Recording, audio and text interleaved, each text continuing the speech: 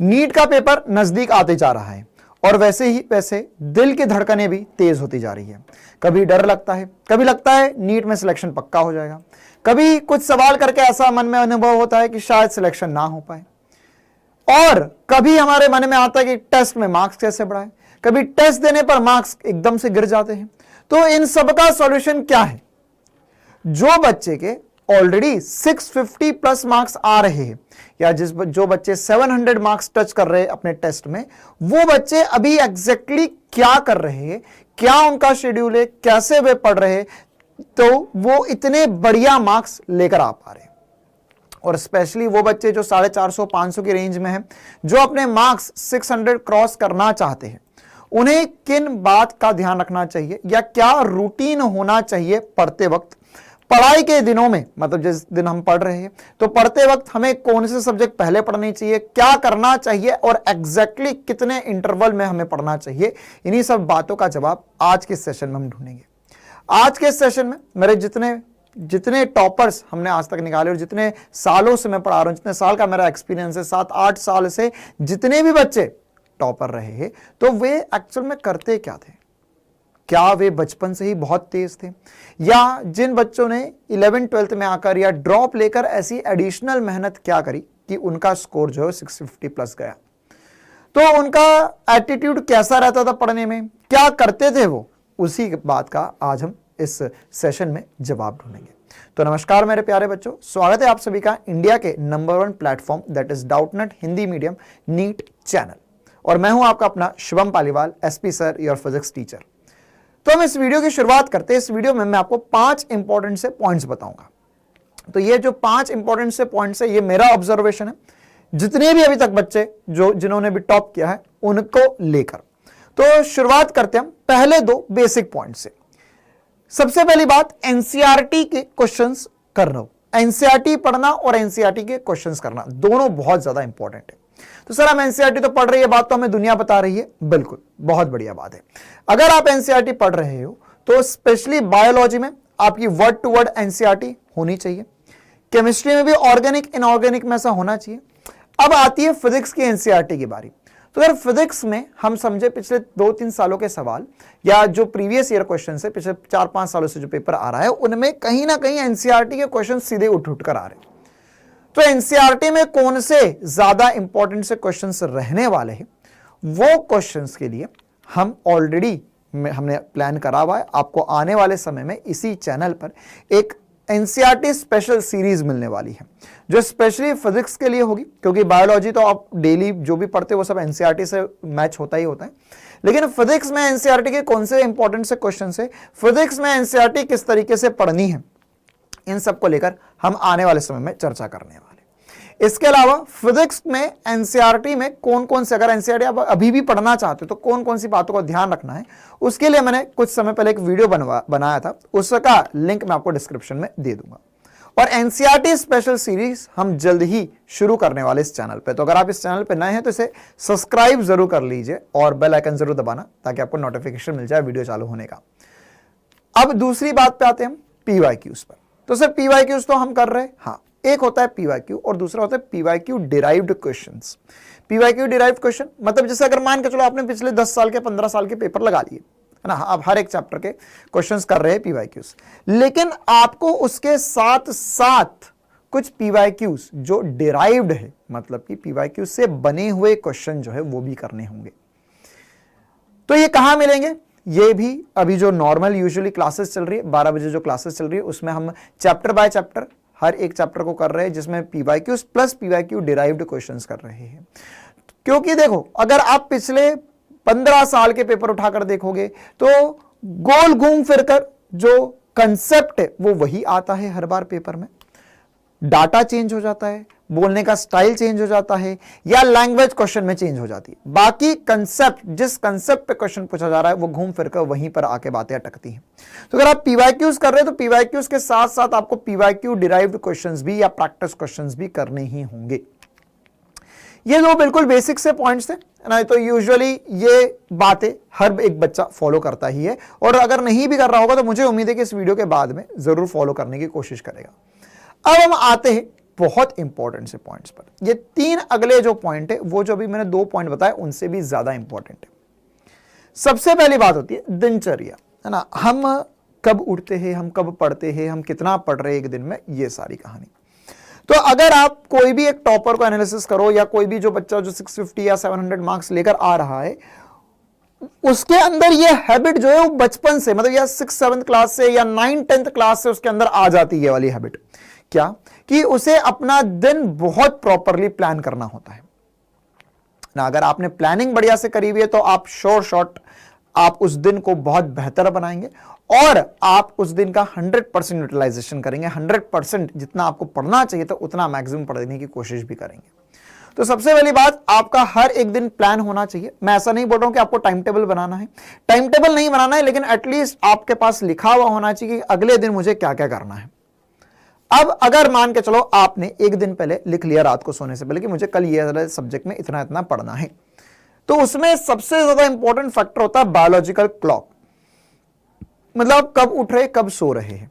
Usually कोशिश कीजिए कि आपके जो स्लीपिंग टाइम है, मैं ऐसा नहीं बोल रहा हूं कि यार 4 घंटे सोने लग जाओ, 5 घंटे सोने लग जाओ, नहीं। आप अगर 7 घंटे तक सो रहे, 8 घंटे तक सो रहे, कोई दिक्कत नहीं है। 7 से 8 घंटा सोना एक यूजुअल टाइम है, लेकिन बस मैं इतना कह रहा हूं कि आप एक स्ट्रेच में सोइए। मतलब आप ऐसा ना करें कि दोपहर में 2-3 घंटे सो लिए फिर रात में कुछ समय सो रहे हैं। इससे बेटर यह है कि आप एक स्ट्रेच में, जैसे अगर आप रात को 12 बजे सो रहे तो सुबह 6-7 बजे तक आराम से आप सो सकते हैं। इससे 2 इंपॉर्टेंट फायदे होंगे। आपका एक तो रूटीन सेट होगा कि रोज जल्दी उठना है और उसके बाद में पूरा दिन वैसा का वैसा रोज बीतेगा। और दूसरी इंपॉर्टेंट सी बात कि नीट की जो परीक्षा होगी, है ना, नीट का जो एग्जाम होगा वो दोपहर के समय पर ही होगा। तो अगर आप उस समय सोने की आदत अभी से डाल लेते हैं तो हो सकता है कि आखिरी के कुछ दिनों में 15-20 दिनों में आप सोचे कि नहीं अब मेरे को आदत बदलनी है, तो इतनी जल्दी चेंज नहीं होगी। अब इसके अलावा अगर आप बायोलॉजिकली, मतलब कि आपको जैसा भगवान ने डिजाइन करा है कि भैया आपको सुबह उठना है, रात को सोना है और दिन आपका है पूरा, आप बढ़िया से मेहनत कीजिए, उस हिसाब से चलते तो आपकी बॉडी फंक्शन ज्यादा अच्छे से करती है। आपको बार बार दोपहर के समय पर या सुबह सुबह नींद नहीं आएगी। अगर आपका रूटीन सेट हो जाता है तो कोई समस्या नहीं जाएगी। और उसे चेंज ना करें, उसे चेंज करने की कोशिश भी ना करें। काफी बार मैंने देखा है कुछ बच्चे क्या करते हैं कि आज ज्यादा पढ़ लेते हैं हम, तो आज पढ़ लेंगे रात को 2-3 बजे तक। फिर ये अगर 2-3 बजे पढ़ लेते हैं तो यूजुअली उठते हैं 6 बजे, तो अब यहां 2-3 घंटे अगर ज्यादा पढ़ लिए तो वो सुबह नहीं फिर दोपहर में उठेंगे 11 बजे 10 बजे। क्यों? क्योंकि हमने रात को लेट पढ़ा।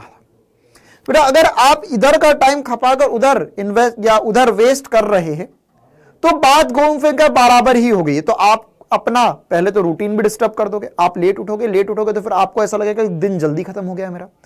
मैं 11 बजे सोकर उठ रहा हूं, 12 बजे सोकर उठ रहा हूं, मैं 2-3 घंटे पढ़ रहा हूं, शाम को क्लासेस हो जाती फिर रात हो जा रही है, तो वो टाइम भी जल्दी जल्दी बीतने लगेगा आपके लिए। तो आप अपने आप को सेट नहीं कर पाओगे। तो इससे बेस्ट तरीका होता है कि आप एक रूटीन सेट करके रखिए। रात को 12-1 बजे जब भी आपका पढ़ने का हो जाता है टाइम, तब आप उसके बाद में पढ़कर आराम से सोइए। सुबह थोड़ा जल्दी उठने की कोशिश करिए 6 से 7 बजे के बीच में, ताकि आप अपना दिन जो है बहुत बढ़िया तरीके से प्लान आउट कर पाए।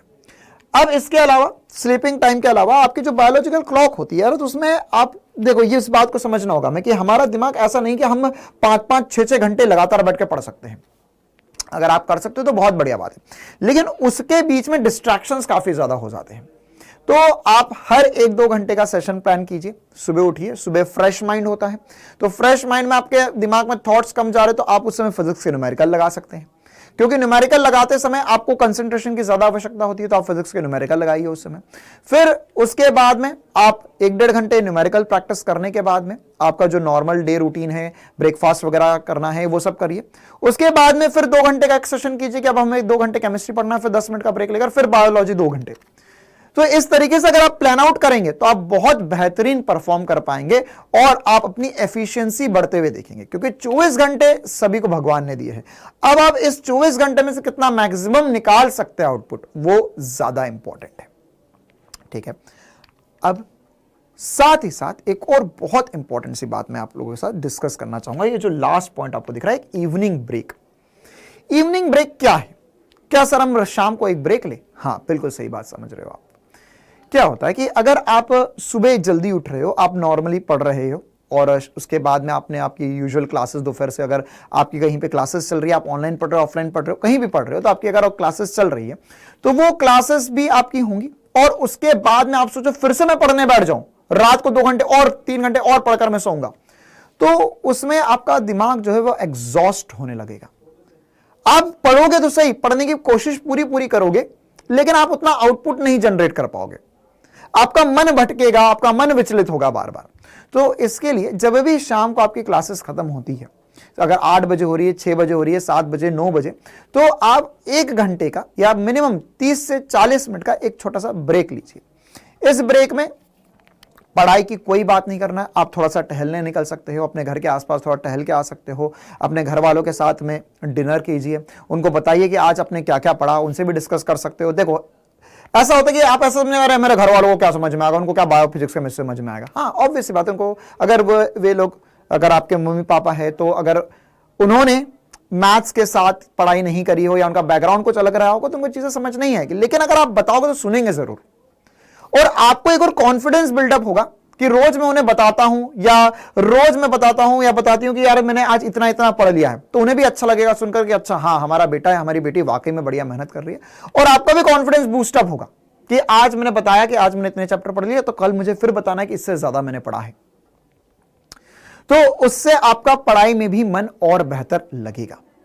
तो ये जो 30 से 40 मिनट का इंटरवल रहेगा इवनिंग में, वो इंटरवल में आप अपने आप को एक बार फिर से रिफ्रेश फील करवाएंगे और उसके बाद में जो शाम का जो बचा हुआ समय होगा या रात में आपके जो 2-3 घंटे होंगे पढ़ाई के, उसमें और ज्यादा बेहतरीन तरीके से फोकस कर पाएंगे। तो ये कुछ कॉमन पॉइंट्स थे जो मैंने ऑब्जर्व करे हैं। जो भी बच्चे 650 प्लस मार्क्स लेकर आते हैं अपनी नीट की एग्जाम में, उनके अंदर ये कॉमन बातें जरूर रहती ही रहती है।